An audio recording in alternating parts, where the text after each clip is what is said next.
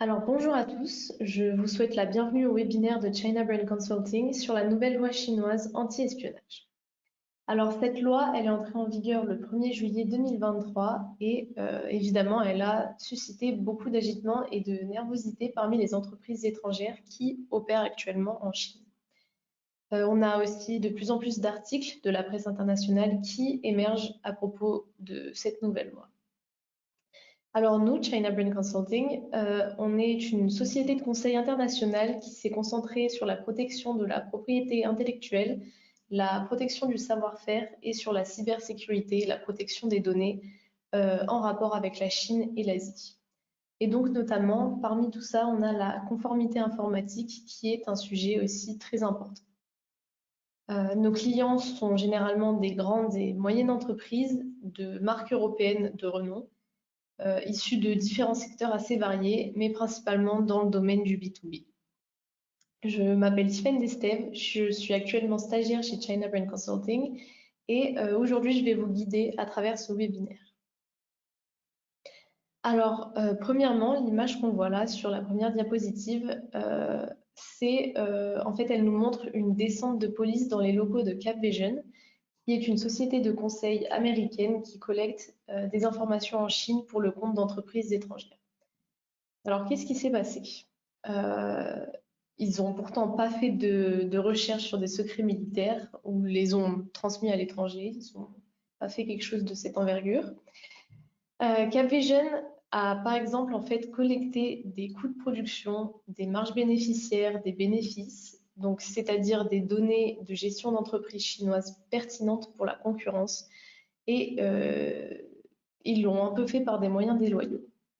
Donc ici, on a par exemple attiré des experts chinois en leur promettant des emplois très bien rémunérés. Donc suite à ça, il y a eu plusieurs raids, enquêtes, saisies d'ordinateurs portables, d'appareils et aussi d'arrestations qui ont eu lieu en Chine, y compris dans d'autres entreprises occidentales impliquées dans la collecte d'informations. On peut par exemple citer le groupe pharmaceutique japonais Astellas. Alors ce sujet, il a été largement diffusé dans les médias chinois et il a également été montré sur la chaîne de télévision CCTV. Alors ici, vous pouvez voir différents titres d'articles de presse française qui évoquent ces faits, donc notamment le journal comme Le Monde, Courrier International. On a aussi un article anglais de Nikkei Asia. Alors forcément, c'est assez compréhensible que la presse internationale des affaires s'enflamme avec la dimension que cette nouvelle loi prend. Alors avec cette nouvelle loi anti-espionnage, la Chine, en fait, elle place les entreprises occidentales sous le coup d'une suspicion générale. Par exemple, tout ce qui est lié à la collecte et à la transmission de données et d'informations, c'est à partir de maintenant soupçonné d'espionnage. Alors, il est assez évident que les actions des autorités constituent également une sorte de petit avertissement. Mais maintenant, la question cruciale, c'est de savoir si la situation en restera là et se calmera, ou si justement cette nouvelle loi anti-espionnage, elle aura un effet durable et modifiera les affaires en Chine. Et si oui, comment? Alors, notre réponse, elle est très claire. Oui, la loi anti-espionnage a un impact très fort et va modifier durablement les affaires en Chine. Alors, en quoi consiste cette nouvelle loi? En 2014, on a eu l'ancienne loi sur l'espionnage qui a davantage focalisé la notion d'espionnage sur les secrets d'État. Donc voilà, une notion un petit peu plus précise. Aujourd'hui, c'est plus du tout le cas. La loi, elle a été étendue à la sécurité nationale et aux intérêts chinois. Et ça, c'est très important. En ce qui concerne la sécurité nationale et les intérêts chinois du public et des organisations et des personnes, en fait, il s'agit de tous les supports de données, donc c'est-à-dire les documents papier, les fichiers sous n'importe quelle forme, les disques durs d'ordinateur, les clés USB, les enregistrements, et la liste s'allonge. Et donc, tous ces documents que je viens d'énumérer, en fait, à partir de maintenant, suite à cette loi, ils touchent à la sécurité nationale et aux intérêts chinois. C'est ça le point central de la loi. Donc cette loi, elle interdit également l'acquisition et le transfert d'objets et de matériaux, tels que des composants techniques ou des échantillons de poudre pour des revêtements à des fins de test, en rapport aussi avec la sécurité et les intérêts de la Chine. De ce fait, toute collecte d'informations est désormais suspectée d'espionnage par le gouvernement chinois. Et notamment, par exemple, les études de marché classiques, la due diligence pour les fusions et acquisitions ou même les introductions en bourse. Donc, tout ça, maintenant, en fait, c'est désormais très risqué pour les entreprises qui sont implantées en Chine. Alors, l'analyste de marché qui collecte des données sur les entreprises chinoises pour des entreprises étrangères pourrait en fait se livrer à de l'espionnage industriel. On a aussi les cyberattaques qui tombent sous le coup de la loi. Alors, qu'est-ce que ça veut dire? Eh bien, par exemple, si une entreprise en Chine n'a pas sécurisé ses systèmes informatiques en obtenant la certification MLPS 2.0, qui est, elle, requise par la loi, eh bien, en fait, elle sera co-responsable de l'activité d'espionnage d'un pirate informatique. Donc la logique est assez claire, le malfaiteur est responsable d'un cambriolage, mais vous êtes partiellement responsable si vous avez laissé votre fenêtre ouverte. Donc ça signifie que la certification MLPS, elle prend une importance énorme avec la nouvelle loi anti-espionnage. Cette loi, elle renforce les exigences de la certification MLPS qu'on va approfondir un petit peu plus tard. La loi aussi, elle élargit considérablement les pouvoirs des autorités locales qui mettent en œuvre la loi à l'intérieur du pays. Donc désormais, les autorités, elles peuvent mener des enquêtes et des raids, elles peuvent procéder à des arrestations, elles peuvent fermer des bureaux et aussi imposer des interdictions de sortie du territoire. Donc c'est quand même des sanctions assez lourdes. On a aussi le système de sanctions prévu par la loi qui est double. En cas d'infraction, l'organisation responsable est punie d'une amende, d'une inscription sur la liste noire du système de crédit social de l'entreprise, voire d'un retrait de licence. La personne responsable au sein de l'entreprise de la collecte et du transfert des données et des informations est personnellement responsable et est punie d'une amende, d'une peine d'emprisonnement et d'une inscription sur la liste noire du système de crédit social. Le manager local responsable de la Chine au siège social peut aussi être tenu pour responsable. Alors la loi, elle ne précise pas les peines encourues, donc ce qui est un petit peu embêtant quand même. Alors en mettant l'accent sur les intérêts chinois, cette notion en fait, elle reste très générale. La loi anti-espionnage, elle est totalement floue avec cette notion d'intérêt chinois.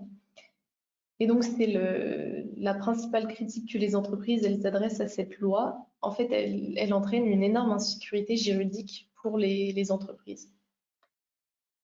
Alors, qu'est-ce qui relève précisément des intérêts chinois? Parce que, en fait, on a beaucoup de choses qui peuvent concerner les intérêts chinois. On n'a pas de définition exacte et claire. Et donc, encore une fois, c'est quelque chose qui reste très, très, très, très flou.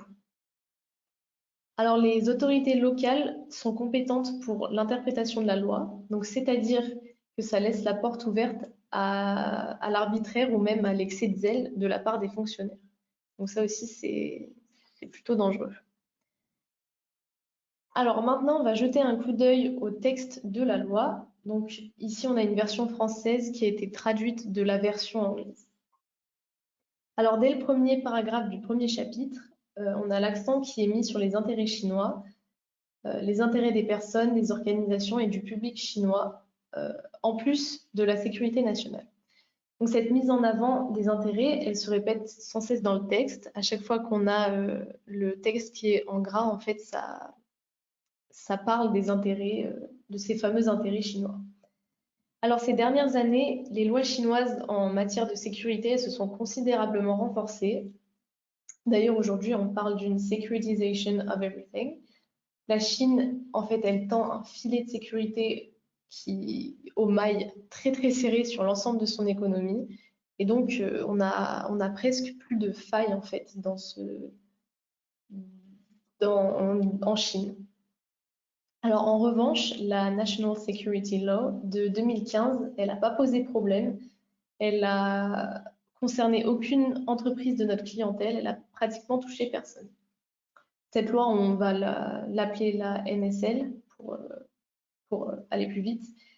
En fait, elle n'a aucune application et aucun impact sur nos clients réellement. Par contre, il en va autrement de la sécurité des réseaux avec la Cyber Security Law, qui, elle a touché énormément d'entreprises, si ce n'est la plupart des entreprises établies en Chine. La loi sur la cybersécurité, elle a désormais une portée et une influence accrue grâce à la certification MLPS 2.0 qui est obligatoire aujourd'hui. On ne doit pas surestimer non plus l'Encryption Law de 2020 qui est représenté en bleu sur le graphique ici. Le cryptage n'est pas un sujet très important, il a souvent lieu mais il n'a pas une grande importance juridique. Le cryptage, c'est plutôt un sujet secondaire. Alors, le paragraphe 12 de l'Encryption Law, il interdit le transfert crypté de données relatives à la sécurité nationale et aux intérêts nationaux. Ensuite, la loi sur le contrôle des exportations qui, elle, concerne la sécurité des exportations de biens et services à double usage, elle n'était pas non plus très pertinente pour la plupart des entreprises jusqu'à présent. On avait une minorité d'entreprises qui étaient concernées par celle-ci. Mais aujourd'hui, on enregistre quand même davantage de demandes parce que la loi sur le contrôle des exportations, elle couvre aussi les données et le savoir-faire liés aux produits ou services à double usage. Alors la loi anti-espionnage, elle met désormais en lumière les données et les stocks de savoir-faire de ces produits et de ces services.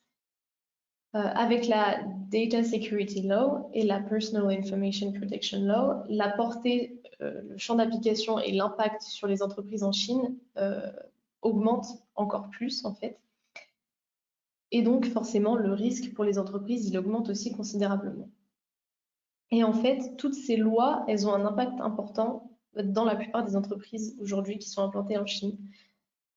Et de ce fait, on n'a pratiquement aucun client qui ne sont pas impactés aujourd'hui par ces lois. Alors avec la loi anti-espionnage qui est représentée donc en violet sur le graphique tout à droite, la situation elle explose de la même manière. Comme il s'agit de protéger les intérêts chinois, presque toutes les entreprises elles sont touchées et ce dans de très nombreux domaines d'activité très variés. Alors la loi elle est globale, elle tisse un filet de sécurité qui ne laisse pratiquement aucune échappatoire aux entreprises et qui augmente fortement leur risque à grande échelle. Cette loi, en fait, n'est pas vraiment une loi anti-espionnage, mais c'est plutôt une loi de protection des intérêts chinois, comme on le répète depuis le début. Alors, quelles sont les catégories de données concernées? Il y en a pas mal. Alors, en fait, toutes les données que la Chine n'a pas intérêt à voir disparaître sont les données concernées.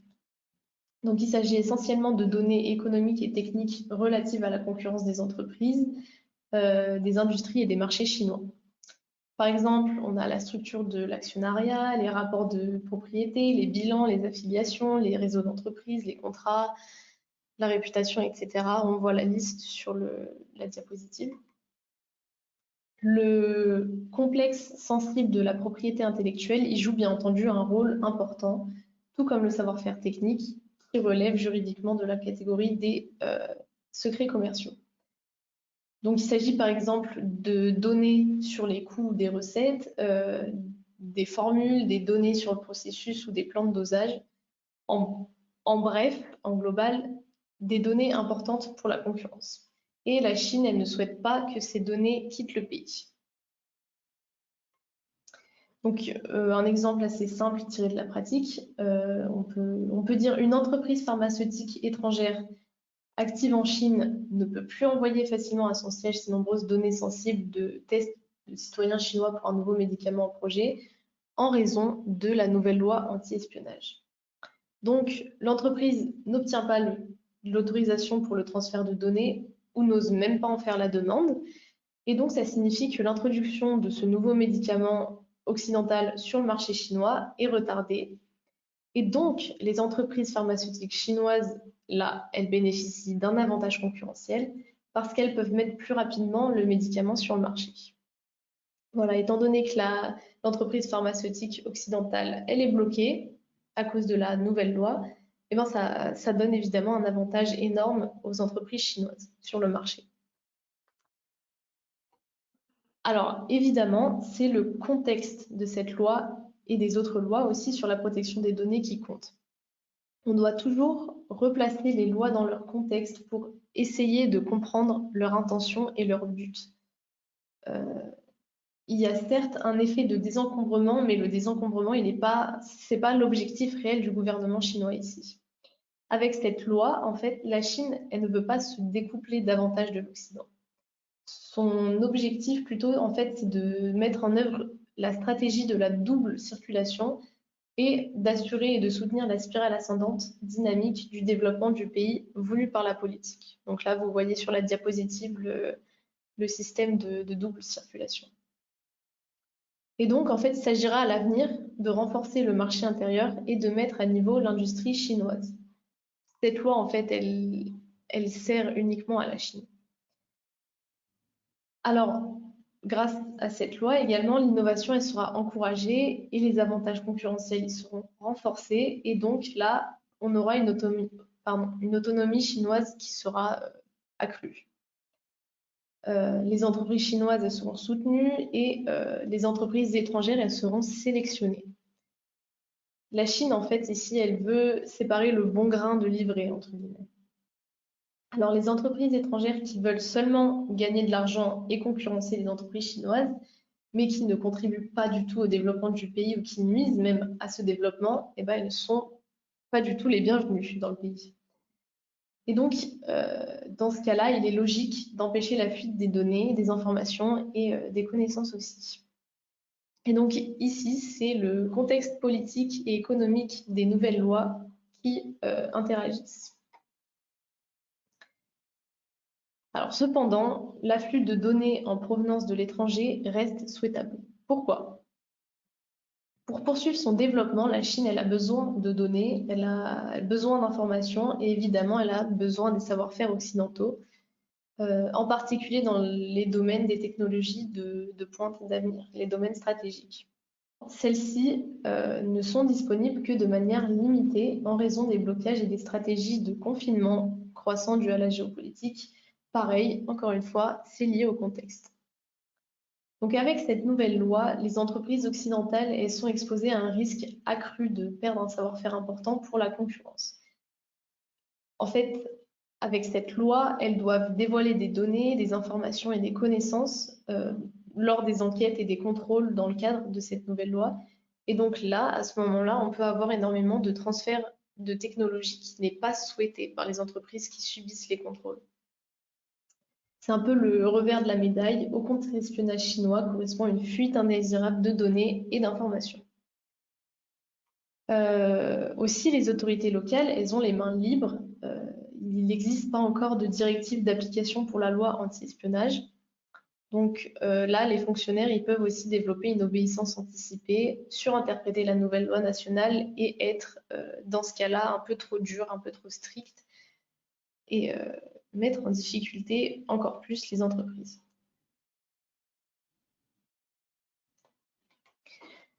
Alors, les entreprises étrangères actives dans les domaines stratégiques clés de la Chine, elles courent un risque encore plus important que les entreprises qui ne sont pas dans ces domaines-là. Donc, les entreprises technologiques correspondant sont publiées dans les différents plans stratégiques et sont mis en place de manière durable par le gouvernement central. Donc, ces domaines, en fait, il s'agit notamment des 10 domaines du plan Made in China 2025 et aussi des priorités d'investissement stratégique nouvellement définies et des domaines, des nouvelles infrastructures et des technologies ayant un effet multiplicateur. Donc là, sur la diapositive, vous pouvez voir à peu près les domaines et les technologies qui sont concernés. Alors avec la loi anti-espionnage, les entreprises étrangères qui sont directement actives en Chine ou qui ont un lien avec elle risquent davantage de voir leur savoir-faire s'échapper ou d'enfreindre la loi dans le cadre de leurs activités.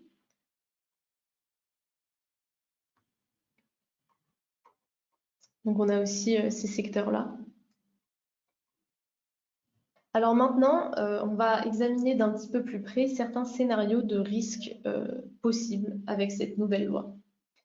Donc, parmi eux figure bien entendu la collecte de données à l'insu de l'entreprise. Donc, c'est la première. Dans, par exemple, le cadre de ces activités commerciales, elle collecte et exporte des données et des informations sans se rendre compte qu'elle enfreint la loi sur l'espionnage. Et donc, pour éviter ça, l'entreprise, elle devrait effectuer une analyse des risques avant d'entreprendre une activité de données et de transfert de données. Deuxième scénario, vous recrutez un expert qui a eu accès à des données clés ou à des informations sensibles dans une entreprise chinoise et qui dispose d'un savoir-faire spécifique. Ce recrutement, en fait, il peut être considéré comme de l'espionnage ou une complicité d'espionnage, surtout s'il s'agit des domaines technologiques stratégiques qu'on a abordés juste au-dessus. Là, dans ce cas-là, vous pourriez en effet essayer de détourner le savoir-faire chinois et de le transférer à l'étranger. Et donc ça, c'est pas du tout dans l'intérêt de la Chine et donc ça va à l'encontre de la nouvelle loi anti-espionnage. Troisième et quatrième scénario, l'échange de données se fait toujours en coopération ou dans leur écosystème chinois. Là, vous ne savez pas si vos partenaires sont fiables ou s'ils sont intègres et vous pouvez rapidement être soupçonné de participer à l'espionnage si leurs activités ne sont pas conformes à la loi. Le système de crédit social d'entreprise y prévoit également une sorte de responsabilité collective. Scénario 5. Scénario 5, par exemple, on va prendre la loi allemande sur le devoir de vigilance des chaînes d'approvisionnement ou bien les directives de l'Union européenne. Ici, en fait, on a deux systèmes juridiques qui s'affrontent. Parce que à la fois, vous devez vérifier que vos fournisseurs chinois respectent les conditions de travail et les droits de l'homme imposés par la loi allemande ou les directives de l'Union européenne, alors que la loi chinoise, elle, l'interdit explicitement. Donc là, on a deux contradictions. Scénario 6. Alors, on a déjà évoqué le cas des études de marché qui maintenant tombaient sous le risque de la loi anti-espionnage. En fait, les informations que vous obtenez et exportez, elles peuvent être des informations critiques qui tombent désormais sous le coup de la loi contre-espionnage. Et donc, si vous faites des études de marché, vous êtes susceptible d'espionnage. Scénario 7, le débauchage de spécialistes chinois. Si par exemple vous recrutez de manière trop intensive, on peut supposer qu'il y a une intention de se procurer des connaissances sensibles et là, vous attirez l'attention des autorités. Scénario 8, on a beaucoup d'entreprises qui font contrôler les personnes chinoises par des détectives via des background checks. Il existe en fait des prestataires de services, par exemple d'anciens policiers, qui se sont spécialisés dans ce domaine-là. Alors, aujourd'hui, c'est désormais plus possible. En fait, cette pratique, elle était pratiquée il y a quelques années. Maintenant, le background check classique, il est plus possible légalement en Chine. Mais on avait quand même ce scénario. Alors, scénario 9, pardon, transférer le risque de transfert de données aux fournisseurs de services cloud. Alors, cette stratégie, elle est malheureusement trop courte parce que les fournisseurs de services cloud manquent généralement de conformité. En fait. La conformité au cloud, c'est actuellement un sujet très important en Chine. Donc, si vous faites appel à un prestataire de services cloud qui ne travaille pas en conformité avec la loi, vous serez co-responsable d'espionnage. 10e scénario, le transfert de données spécifiques aux produits des clients chinois de la succursale à la production vers le siège étranger. Là, c'est risque d'espionnage aussi. 11e scénario, la spécification de produits. Alors par exemple, la filiale chinoise d'un constructeur de machines envoie les spécifications de produits des clients chinois au siège étranger pour la fabrication d'une machine spécifique. Avec la loi anti-espionnage, ça peut devenir très difficile à l'avenir s'il s'agit de données importantes du client chinois. c'est particulièrement vrai lorsque les clients sont issus des domaines technologiques stratégiques dont on a parlé précédemment. En dernier ressort, l'État chinois il pourrait exiger que la fabrication de la machine spéciale soit transférée de l'étranger vers la Chine afin que les données sensibles restent dans le pays. Et donc, c'est là qu'apparaît le 28e et 36e stratagème chinois, attirer quelqu'un sur le toit, puis lui retirer l'échelle. Scénario 12, on a en fait de nombreuses entreprises européennes qui gagnent de l'argent avec la maintenance à distance de machines en Chine, par exemple avec le système HoloLens sur Microsoft Mesh. Alors, il n'est pas rare que des machines et des installations qui fonctionnent dans des usines et des bâtiments publics en Chine soient évaluées. Et dans ce modèle commercial-là, des données qui peuvent être considérées comme importantes au sens de la loi sont constamment en fait transférées à l'étranger. Donc là, pareil, ça tombe sous le coup de la loi, la nouvelle loi. Scénario 13, certains fabricants européens utilisent un jumeau numérique pour surveiller leurs machines et aussi leurs installations en Chine, où elles fonctionnent dans des installations publiques, des bâtiments, enfin des bâtiments gouvernementaux même, ou des hôpitaux. Et donc là, on a aussi un risque de modèle commercial qui est évident. Scénario 14, on a des données à caractère personnel qui sont exportées hors de Chine via les médias sociaux, pardon, ça c'est évident. Et donc, ces données, être assemblées à l'étranger pour former des profils de personnes et de groupes, ce qui n'est absolument pas dans l'intérêt du gouvernement chinois. D'ailleurs, même à l'intérieur de la Chine, le gouvernement il a fortement limité la création et l'utilisation de profils d'utilisateurs. Alors, scénario 15, on a déjà évoqué le contrôle des exportations. Alors, avec la loi anti-espionnage, on a l'Export Control Law qui gagne en importance. Pourquoi? Eh bien parce que les données et le savoir-faire qui se trouvent dans les biens et les services ont la possibilité d'un double usage. Et c'est particulièrement vrai pour le concept d'importation. Donc par exemple en provenance des pays de l'ASEAN et de réexportation lorsque les produits sont affinés en Chine et enrichis de données critiques grâce à l'affinage, justement. Dernier scénario. Alors, avec la politisation croissante de l'économie chinoise, on a des cellules du parti dans les entreprises qui gagnent aussi énormément en importance. Donc, les membres du parti dans les sphères dirigeantes des entreprises étrangères en Chine ont en fait un droit de regard sur l'acquisition et le transfert transfrontalier de données et d'informations. Alors, tous ces risques, évidemment, ils renforcent le risque d'une entreprise active au niveau international et ils peuvent augmenter son exposition globale au risque au point de devoir être mentionné dans le rapport sur les risques. Dans le cas contraire, l'entreprise elle pourrait entrer en conflit avec les lois nationales correspondantes dans son pays d'origine. Alors, maintenant, quelles sont les options d'action des entreprises étrangères après l'entrée en vigueur de cette loi en ce qui concerne la collecte et le transfert transfrontalier de données?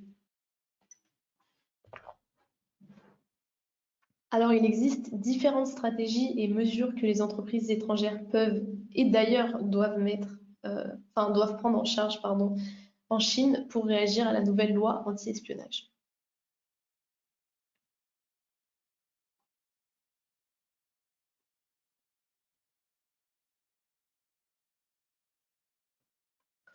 Alors, une première option consiste à utiliser l'Open Source Intelligence, qui est aussi appelée OSINT.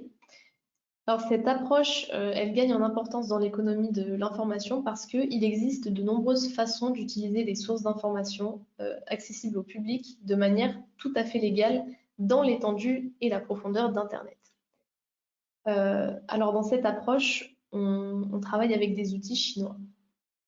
Donc ici, sur la diapositive, l'exemple ici montre un outil de recherche d'informations sur la notoriété des marques en Chine avec un eurodatage pour la notarisation qui est nécessaire par exemple pour les procès en contrefaçon de marques.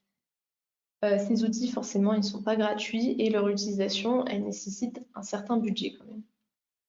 Donc, en haut à gauche, vous pouvez voir la géolocalisation comme source d'information et on va d'ailleurs prendre un exemple à ce sujet.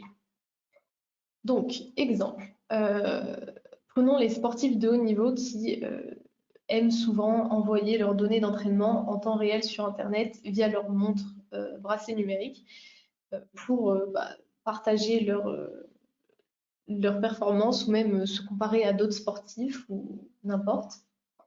Donc, dans un cas, on a constaté que plusieurs sportifs faisaient régulièrement le tour d'un grand terrain rectangulaire où ils s'entraînaient. Suite à des recherches un petit peu plus approfondies, en fait, on a appris qu'il s'agissait des limites extérieures d'une caserne militaire jusqu'alors inconnue. Et en fait, les soldats faisaient régulièrement du jogging autour de la clôture de l'installation et envoyaient leurs données d'entraînement sur Internet via le réseau de téléphonie mobile. Alors, une autre stratégie pour obtenir des informations en toute légalité, elle consiste à faire appel à des prestataires de services sérieux. Alors, cette stratégie, elle est utilisée par China Brain Consulting. Avant de passer commande, l'entreprise, en fait, elle évalue les risques et n'accepte que si la collecte des données et l'obtention des informations n'entrent pas en conflit avec les lois chinoises. La conformité est pour ça une condition sine qua non. Voilà, s'il n'y a pas de conformité, ça ne passe pas. Alors, l'entreprise de conseil passe en dessous d'un code de conduite pour les fournisseurs, elle identifie des experts potentiels pour des entretiens et elle obtient ensuite l'accord écrit des interlocuteurs, qui sont souvent des experts de l'industrie et des professeurs dans des domaines spécifiques. Cette procédure, elle est relativement longue et coûteuse, mais elle donne généralement d'excellents résultats nécessaires pour des projets exigeants comme les fusions-acquisitions, la due diligence ou même les délocalisations. Cette procédure, elle est également utilisée pour les recherches sensibles sur les chaînes d'approvisionnement. Donc c'est une procédure assez longue, assez coûteuse, mais en fait c'est le meilleur moyen d'avoir des résultats très très bons. Alors la collecte d'informations dans le domaine de l'anti-contrefaçon, c'est-à-dire la lutte à la source contre le piratage des marques et des produits chinois, elle ne pose pas de problème, même avec l'entrée en vigueur de la nouvelle loi anti-espionnage. Dans ce domaine, on travaille de toute façon en étroite collaboration avec les autorités, par exemple la police locale ou l'Administration for Industry and Commerce. Enfin, la lutte contre la contrefaçon est dans l'intérêt de la Chine. Les autorités sont elles-mêmes massivement engagées dans ce domaine-là. Donc, à ce niveau-là, on a un petit peu moins de problèmes. Alors maintenant, on va voir d'autres options d'action dans la perspective de la gestion classique des risques qui distinguent l'identification, l'évaluation et le traitement ou la gestion des risques. On peut éviter les risques découlant de la loi anti-espionnage, soit en renonçant totalement à la collecte de données et au transfert, soit en les réduisant au moins. Est-ce qu'on a vraiment besoin d'une telle donnée? Est-ce qu'on doit vraiment la transférer vers l'étranger? Les autorités chinoises, elles demandent en fait une justification valable lorsque les entreprises veulent faire approuver un transfert de données. Donc, si elles veulent identifier les données qui pourraient être collectées et transférées de manière évitable, les entreprises actives en Chine, elles doivent toutefois procéder à une cartographie des données et une analyse des flux de données solides. Donc, en rendant le système strictement conforme à la loi, on réduit les risques dans le domaine de la collecte et de la transmission des données. C'est un petit peu évident. Alors, c'est vrai qu'auparavant, il y avait toujours des failles en Chine, mais elles sont désormais comblées grâce à cette espèce de filet de sécurité qui a été mis en place dernièrement avec toutes ces lois, et notamment la loi anti-espionnage, évidemment. Donc aujourd'hui, il est plus possible en fait de contourner les lois de la sécurité. les risques, en fait, ils sont aujourd'hui tellement élevés que, enfin, notamment en raison de la persistance des forces géopolitiques, qui est fortement déconseillé de tenter de les contourner, en fait. Et donc, dans ce cas-là, la conformité, elle devient totalement indispensable en Chine. On ne peut pas faire autrement que d'être conforme. Donc, ça signifie que pour réduire les risques, on doit adapter, développer et professionnaliser la gestion de la conformité de l'entreprise chinoise. Donc, on reporte les risques sur des prestataires de services sérieux qui se procurent désormais les données de manière juridiquement irréprochable et sur les fournisseurs de services cloud qui, eux, doivent prouver qu'ils satisfont toutes les exigences légales. Les fournisseurs de cloud qui opèrent au niveau international, en fait, ils ont aussi été surpris par la loi anti-espionnage et ils n'ont pas encore pu suffisamment s'adapter et adapter leur système. On a ce qu'on appelle la compensation des risques qui est possible lorsqu'un risque est contrebalancé par un risque contraire.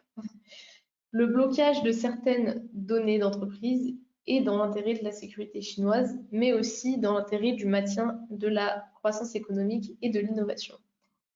Donc cette dernière, elle peut être invoquée lors de la demande de circulation transfrontalière des données auprès des autorités. Donc après avoir été évité, réduit, transféré et compensé, il reste un risque résiduel que les entreprises elles doivent assumer en Chine. Pour ce risque résiduel, on peut aussi discuter d'options dont la faisabilité et la légalité doivent quand même être vérifiées. Alors en fait, la plupart des entreprises ne savent pas en détail quelles données elles collectent, quelles données elles stockent, elles traitent et transfèrent au-delà des frontières. Mais comme cette connaissance, c'est une condition préalable au respect de la loi chinoise contre l'espionnage, on a une cartographie professionnelle des données qui devient indispensable. Donc, au moment de la cartographie des données, c'est important de savoir avec quel type d'entreprise chinoise vous travaillez. Ça devient indispensable. Si vos clients en Chine sont des entreprises privées avec des données générales, il n'y a pas de risque significatif de transfert de données vers le siège social au sens de la loi anti-espionnage. En revanche, si les clients sont de grandes entreprises publiques ou des opérateurs d'infrastructures d'informatique critiques, ici qu'on peut appeler CIIO, et que ces derniers détiennent des informations importantes, là, le risque de transfert de données, il augmente considérablement. Donc, parmi les CIIO, on trouve non seulement des entreprises des secteurs de l'approvisionnement en énergie, des transports, des télécommunications, de l'approvisionnement en eau, etc., etc. Voilà, tous les domaines un peu qu'on avait vus dans la diapositive précédemment, et y compris leurs filiales. Et ici, on retrouve en fait nos domaines technologiques, stratégiques et à risque qui jouent un rôle central dans le développement du pays. Alors, les lois chinoises sur la protection des données, elles distinguent les données générales, les données importantes et les données essentielles. Donc, 3 catégories. La classification des données, elle est basée sur le degré d'impact sur la sécurité nationale, les intérêts publics ou les droits et intérêts légitimes des individus ou des organisations. Donc ça, c'est les intérêts dont on parle dans la nouvelle loi chinoise. Une fois que les données ont été sabotées ou détruites ou ont fait l'objet de fuites ou même ont été consultées illégalement, à ce moment-là, elles peuvent menacer les intérêts énoncés juste avant. Alors, les données générales. Tout enregistrement d'informations sous forme électronique, généralement des éléments de données ou des enregistrements. Un élément de données, c'est un champ de colonne d'une table de base de données. Un ensemble de données, c'est une collection de plusieurs éléments de données, par exemple une table de base de données. Donc on a une distinction de 4 classes dans les données générales. Ensuite, les données importantes. Alors en général, ce ne sont pas des données à caractère personnel ni d'informations de gestion interne aux entreprises, mais plutôt des données à caractère personnel d'une certaine ampleur ou des données dérivées résultant du traitement d'un grand nombre de données à caractère personnel. Enfin, les données clés, les données essentielles. Donc là, on va plutôt parler des données nationales qui concernent la sécurité nationale, le nerf de l'économie nationale, les moyens de subsistance de personnes importantes, des intérêts publics importants, etc. Alors, on a aussi les données industrielles qui sont des données générées et utilisées tout au long du cycle de la vie des produits et des services dans les secteurs énoncés sur la diapositive. Ici, China Brain Consulting prépare la catégorisation des données dans le cadre de projets. La décision de les classer, elle appartient quand même aux autorités. Alors, les métadonnées et les données cryptées jouent un rôle particulier ici. Donc, qu'est-ce que c'est les métadonnées? Alors, les métadonnées, ce sont les informations sur les données. Par exemple, l'emplacement de stockage, la description du contenu, le numéro d'enregistrement, etc., etc. Ces métadonnées, elles ne sont généralement pas très sensibles, mais elles peuvent présenter de forts risques. Alors, pour comprendre un peu le risque lié aux métadonnées, on a un petit exemple. Imaginez que vous observez votre collègue Lisa Muller qui s'agite au téléphone dans son bureau. Vous aimeriez savoir quel est le contenu de cette conversation téléphonique, mais les contenus des conversations téléphoniques sont des données confidentielles. Les métadonnées de cet appel téléphonique sont toutefois facilement accessibles. On a l'appelant, on a l'heure de l'appel et on a la personne appelée. Donc, ces métadonnées, elles caractérisent les données de l'appel téléphonique. Vous connaissez l'appelant, qui est Lisa Muller, et vous connaissez l'heure de l'appel. Pour identifier l'appelé, vous vous rendez au bureau de Lisa pendant sa pause déjeuner, vous appuyez sur la touche de rappel de son téléphone et parlez à l'appelé, une clinique de soins dentaires. Là, il n'est pas nécessaire de faire des recherches plus approfondies sur les données. Dans la même situation, un fonctionnaire qui, lors d'un contrôle, voit le directeur de la succursale téléphoner nerveusement et qui, après avoir appuyé sur la touche de recomposition, est en communication avec le directeur du développement d'une entreprise d'État chinois qui dispose de données et d'informations techniques importantes d'un intérêt capital pour la succursale étrangère contrôlée. Alors ensuite, on a le cryptage qui est aussi un autre sujet technique. De nombreuses entreprises se sentent en sécurité lors du transfert de données transfrontaliers parce qu'elles cryptent leurs données, que ce soit de bout en bout ou en transit. Dans tous les cas, les deux façons sont possibles et légales en Chine. Mais en fait, la plupart des entreprises, elles ne tiennent pas compte du fait que lorsqu'elles chiffrent et transmettent des données soumises à autorisation, elles tombent en fait sous le coup de la loi anti-espionnage. Donc, je m'explique. Selon l'article 12 de la loi chinoise sur le cryptage, il est interdit de transmettre sous forme cryptée des données qui concernent la sécurité nationale et les intérêts chinois. Voilà, donc le cryptage de données est aussi un élément important.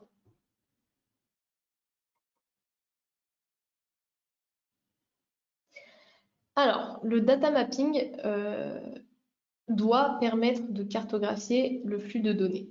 Donc, quelles sont les données collectées, stockées, transmises, traitées, etc. Pourquoi, comment et où.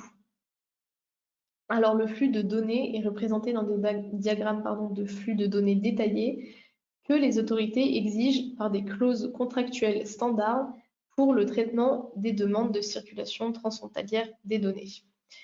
Les questions importantes posées par les autorités concernent le type et la quantité de données, la raison du transfert de données, le consentement des propriétaires des données à la collecte et au transfert, le mode de transfert et enfin le destinataire étranger des données. Alors, la nouvelle loi chinoise contre l'espionnage, elle oblige aussi les entreprises étrangères établies en Chine à revoir leur concept de transfert de données transfrontalier. Alors, on a 3 scénarios de base typiques, on va dire.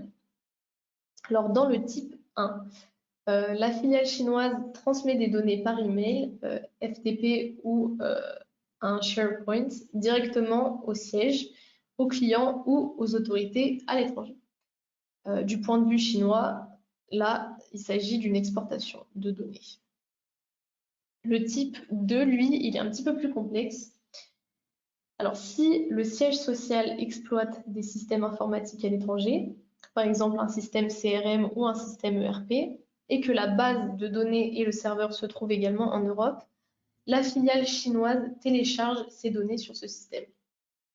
Donc ce type de gestion de données, il représente une mise à disposition avec un trafic de données transfrontalier. Pour le troisième type, il existe différents scénarios. La filiale chinoise ici exploite des systèmes informatiques en Chine. Les serveurs et la base de données se trouvent en Chine. Le siège de l'entreprise accède aux données stockées localement en Chine. Si un employé non chinois du siège social, c'est-à-dire un étranger, se déplace en Chine et y accède de manière mobile au système informatique interne à la Chine, cet accès, en fait, il pourrait être considéré comme un trafic de données transfrontalier. C'est un petit peu tordu.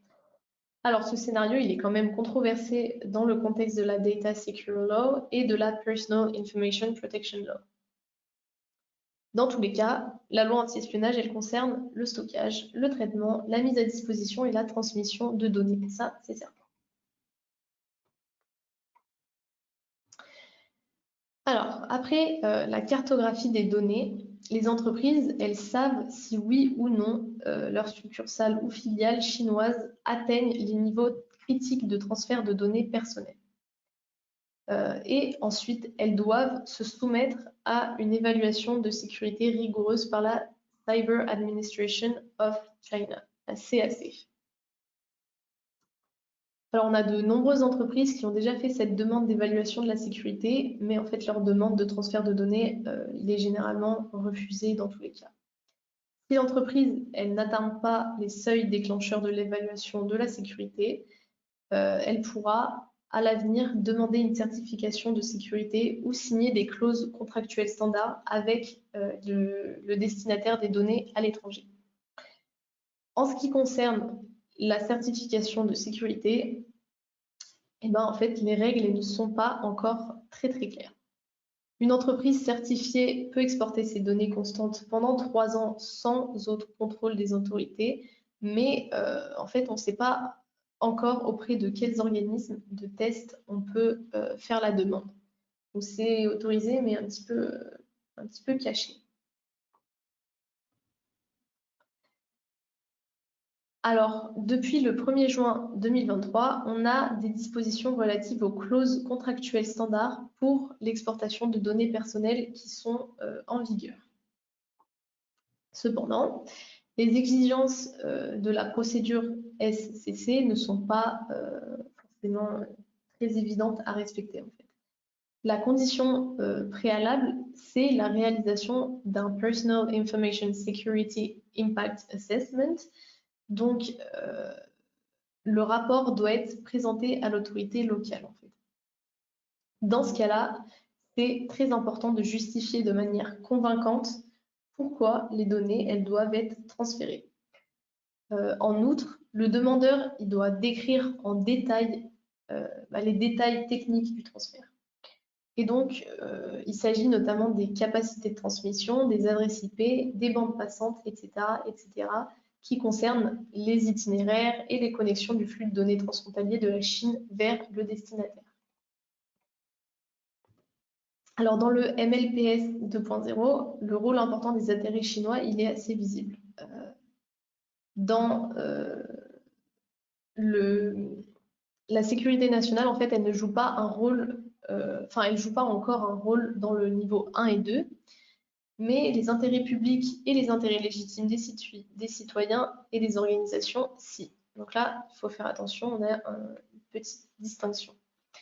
Donc ça signifie que les intérêts sont d'emblée pertinents en termes de risque et qui sont considérés comme préoccupants ou très préoccupants au niveau 3. Et de nombreuses entreprises actives en Chine atteignent ce niveau-là. La sécurité nationale est ici encore classée en dessous du statut général. Alors, la plupart des entreprises actives en Chine, elles disposent d'un système de conformité plus ou moins sophistiqué. Donc, celui que vous voyez dans cette diapositive, il devrait maintenant en fait être adapté à la loi anti-espionnage. Alors nous, on recommande d'établir un plan d'action en matière de conformité. Donc, son contenu, il comprend la mise à jour des directives internes de conformité, la mise en place d'un système de notification 24 heures sur 24 et 7 jours sur 7 pour les opérations de données peu claires ou suspectes, avec des niveaux d'escalade. Et enfin, l'introduction de clauses d'espionnage et de responsabilité dans les contrats. Plus de diligence raisonnable pour les candidats, les fournisseurs et les partenaires commerciaux doivent être vérifiés et adaptés à la nouvelle loi. Les collaborateurs, fournisseurs et partenaires doivent aussi être formés.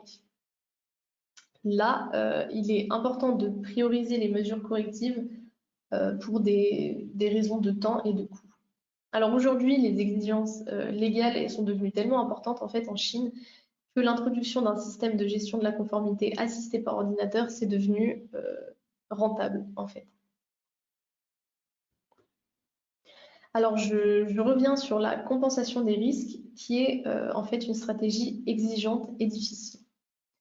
Alors les entreprises, elles doivent trouver un risque qui contrebalance le risque chinois de perte de données. Donc l'État chinois, il présente un risque d'exportation indésirable de données à l'étranger. L'entreprise concernée ne souligne le risque pour l'économie et la société chinoise qu'en cas de perturbation ou d'interruption des flux de données. Si les clients chinois ne peuvent plus être servis de manière adéquate, si les fournisseurs chinois ne peuvent plus être utilisés de manière adéquate ou si les employés chinois ne peuvent plus être payés ou employés. Donc en fin de compte, le blocage des activités de données et d'informations de l'entreprise étrangère au bien commun et au développement du pays.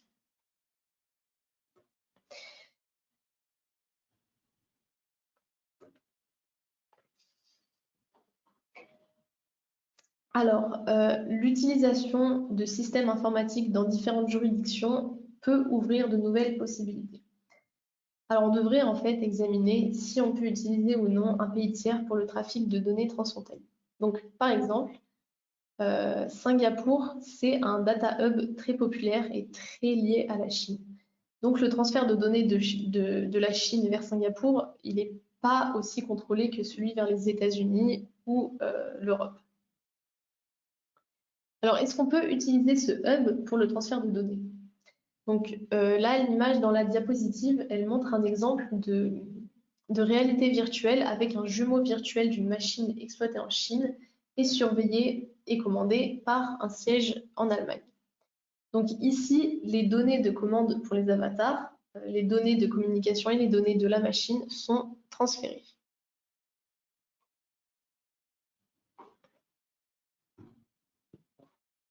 Alors, dernière diapositive. Pouvons-nous utiliser le data mesh pour le trafic de données transfrontalier et la gestion des informations? Alors avec le data mesh, les données, elles circulent comme un flux permanent en temps réel entre différents domaines. Donc par exemple, entre les succursales et le siège. La latence technique, elle joue pas un grand rôle parce qu'en fait, on peut travailler avec des retards minimes dans le trafic international de données. Le réseau peut être contrôlé par le siège et les différentes succursales peuvent être reliées entre elles. Donc, on voit un petit peu des schémas différents sur la diapositive. Alors, le thème que j'ai abordé aujourd'hui, c'est actuellement un thème qui est très en vogue et qui est très actuel. Et China Brand Consulting reste dans le coup avec des prestataires de services informatiques spécialisés.